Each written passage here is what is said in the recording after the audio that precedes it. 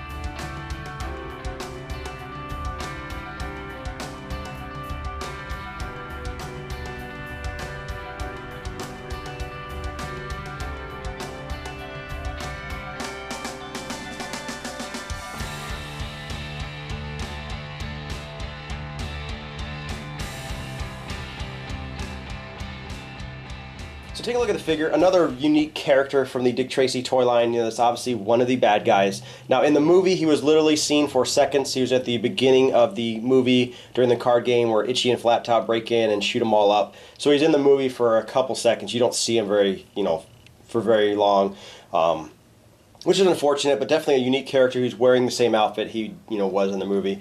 And, obviously his name, he's got these really long, wide shoulders. That's kind of where he gets that name. They were huge in the movie if you really watch it. But overall, looks good. The color looks good. I like this type green. It's about the same color as Influence. I think it might be exactly the same. I'd have to have them next to each other. But a really cool looking figure as far as the color is concerned, with that green and the purple. I mean, almost when you look at him, I mean, it could be kind of like a Riddler-esque style. He's got that cool purple shirt. He's got what looks to be brass knuckles or a knuckled knife inside his coat. He's got a little pin there on his tie, and everything looks real good. And he's actually in a full suit coat. A lot of the toys are not, including Dick Tracy, which is actually really unfortunate because they left the iconic yellow coat off Dick Tracy, which I think was kind of ridiculous. Actually, no characters actually have like a trench coat, which you see them wearing through most of the movie. Flat Top doesn't even have a coat on him. Sam Ketchum, Big Boy, Itchy, they were all pretty much wearing coats, and you don't really have that. You have them all with just their vests and stuff like that. Now, I obviously understand they did that for a reason. Because they don't want all the toys to look the same. But the actual only figure in the toy line that's actually wearing an overcoat is the Blank, which is like the most ridiculously hard figure to find.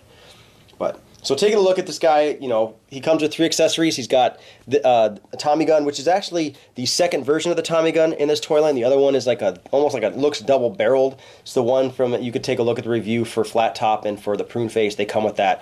But he comes with the, I would call this a much better representation of the Tommy, a real Tommy gun, as well as the Tommy gun they use in the movie. He also comes with a bulleted gun belt. Most figures you can wrap it around his shoulders. His shoulders are so big, it's just, you probably do it, it'd just be so tight, I'd be worried about breaking it. And he comes with this cool bat with the spikes on it, which looks really, really neat.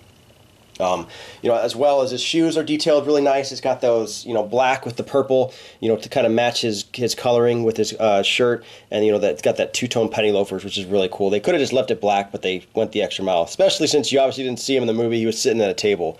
But as far as articulation, and I miss this sometimes in some of my other reviews, I just forget to do it, but they're all Dick Tracy figures have the exact same articulations. He turns at the head, his arms move, and then he's got these ball joints at his legs. That's essentially it. Pretty much just like a Ninja Turtle, because these were modeled after that body style of the Ninja Turtle, because it's from the same toy line, and they're trying to bank off the popularity of that. But I mean, everything looks good, and he's going on the back. He's just got that suit coat. Now, in all honesty, I would have liked some of the more main characters, like Flat Top, Prune Face, to actually have this look to them. If they would have put shoulders in a toy line, and because he was only in the movie for a little bit, maybe without his his coat on, I would have liked that better than some of the main figures like Flat Top and stuff. But let's take a closer look at this guy. Here you can see his face. It looks really good. Like I said, it's over-the-top facial expressions, which is what this toy line is known for. You either love it or hate it. Those incredibly like piercing blue eyes. The hat and the fedora looks great, and he's got that little purple little bow on the side of his fedora on that side, which looks great. But you know, over-the-top facial expression. Like, I love this as a kid. It's got that Ninja Turtle like over-the-top look to it, and I think it looks really cool. And that's actually one of the biggest complaints from a lot of people about this toy line, why I didn't like it. But I think it actually, you know, gives this toy line personality. Here you see that midsection a little closer. He's got that ammo belt. He's got that awesome looking Tommy gun. And this Tommy gun looks pretty top notch. I mean, I remember as a kid I used to use these guns for other toys and toy lines and stuff to play with because the gun looks so good. A great representation of a Tommy gun. It's, you know, not super easy for him to hold, you know, because of their gigantic hulking hands, but I mean, it looks really cool. And then he comes with this spike bat, which just looks really, really neat. I love the detail in that. I mean, reminiscent to the Tramp, how he has that board with the nails. They have those little stubby little nails in there, and it looks really, really neat. And you can, like I said, you could see that little, you know, they look like, you know, brass knuckles, but Flat Top had something in his back pocket that was like a knife with the handles with holes in it. So I guess, you know, it's kind of open for interpretation. I guess I would probably lean more towards brass knuckles, but it looks really, really cool. Taking a look at the bottom half of his, you can see that, you know, he's got the two-tone penny loafers, that black with the purple, which matches his shirt, which I think is cool. You know, he got a little bit of detail here as far as his shoes are concerned, but I like that they went the extra mile and just didn't paint them all black. They definitely gave this more of a personality that actually matches the outfit. Gives him that really gangster style look. For size comparison, here we have shoulders next to Rodent, also from the Dick Tracy toy line. These are two guys that were in the beginning of the movie that met their demise extremely quick, and you see the size looks good. They look good together as far as the different colors and the way they look, and this really gives you that gangster style look.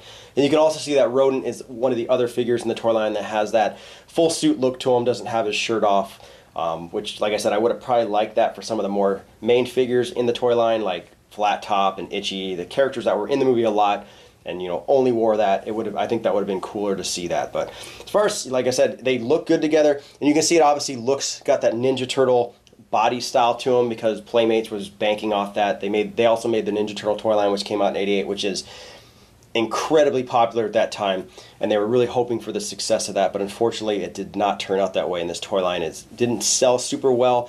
It's one of those love it or hate it things. Some people didn't like the over-the-top facial expressions, which I actually liked. I think it gives this toy line personality. I love the different, you know, guns and things, ammo belts and bats and billy clubs and all the different things that, you know, they have with these accessories. It was just really cool to play with these gangster style figures, you know, when I was a kid, as well as, you know, having so many gangsters. It was really cool. You know, you normally don't see that. You know, you get Dick Tracy, you get Sam Ketchum, but everybody else in the toy line is a bad guy. So it gives you so much versatility in like having Dick Tracy run into all kinds of different bad guys instead of just running into one or two or three. They kind of covered everything here, which I think is really cool. But another, you know, really cool figure in the Dick Tracy toy line. And once again, this has been Jason with Violator Comics Collectibles. If you liked the video, hit the like button, subscribe to the YouTube channel, like us on Facebook, and I'll see you guys next time.